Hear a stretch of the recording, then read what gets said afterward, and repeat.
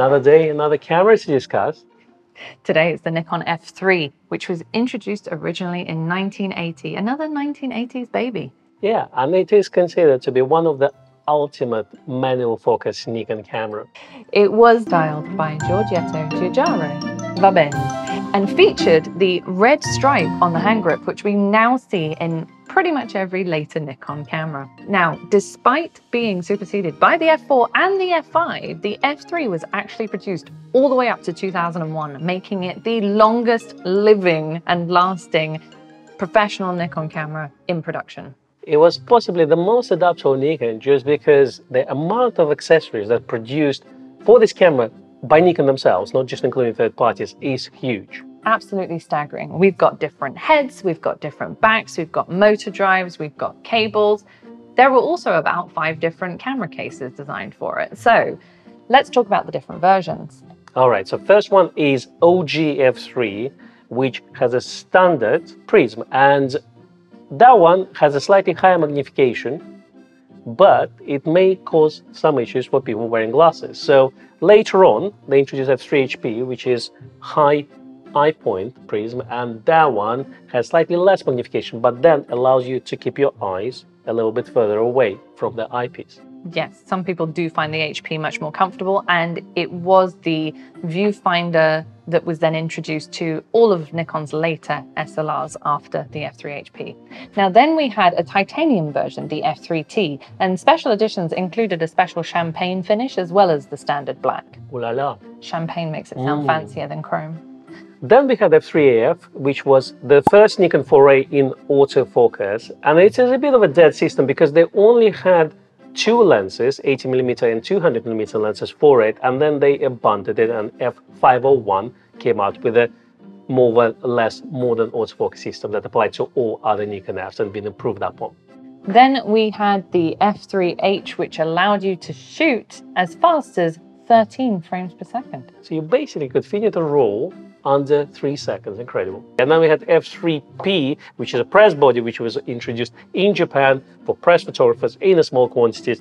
And one of the main differences between the older cameras and F3P was actually the introduction of the hot shoe on top of the prism. If you look at this original F3HP, you can see that it doesn't have a hot shoe, but it's got a mount on the winder of the camera. It will require a flash that will support this mount in order to mount on the camera, or you can get an adapter. Now let's talk about lenses. The F3 was compatible with pre-AI, AI and AIS lenses. Thanks to the ability to move the aperture coupling index lever out of the way on the mount, you could use pre-AI lenses in stop-down metering mode only. For some of you who don't want to use camera fully manual, you also have an aperture priority mode available. That's right. If you were left out in the cold with no batteries, you could also shoot manually with no battery in the meter at 60th of a second using a manual shutter release right here on the front of the body. Incredible!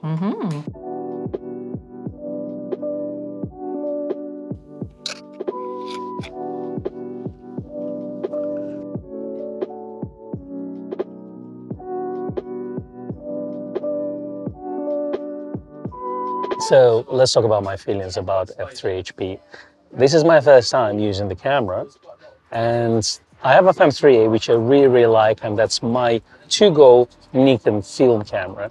Now, after shooting one roll with this camera, I do like F3HP more than F3A from just the point how it feels in your hands. The winder feels much nicer, as well as the shutter click. So overall, camera of course a little bit bigger and heavier, but it does feel like a flagship model, and F3HP at the time was equivalent of Z9. I like my FM3 because it's a little bit smaller and lighter, so I can probably leave with not as nice feel, which is still very premium feel, but not as nice feel as something like F3HP.